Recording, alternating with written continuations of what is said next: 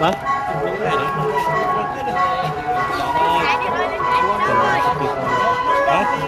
đang là đang đến tư hay hỏi mày bái đây nha cắt cung cái đồ mới hả ô chả nè sao nó về rồi á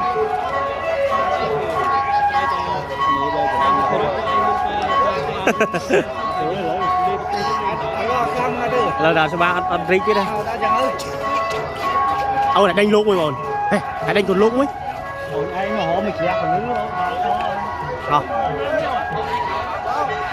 tại hai không à đánh còn luôn rồi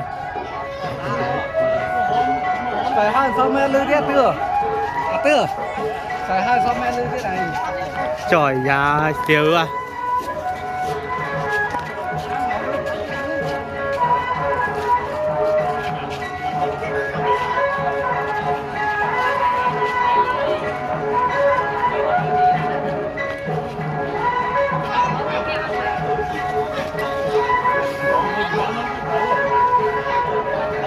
có bao gì dám mình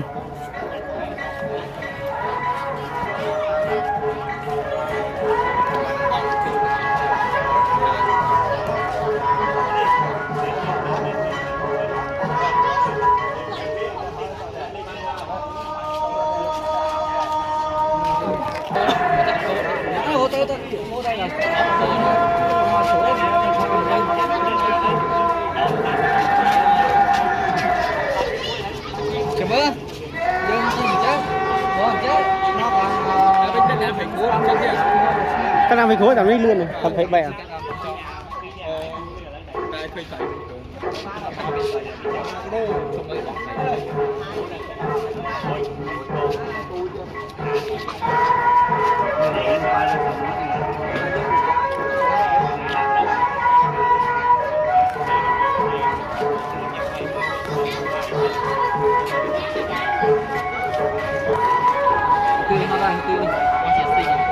khó chia sẻ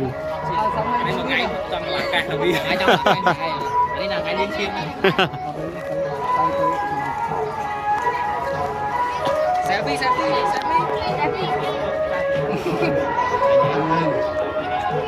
ê sủng khăn bên mình trái đấy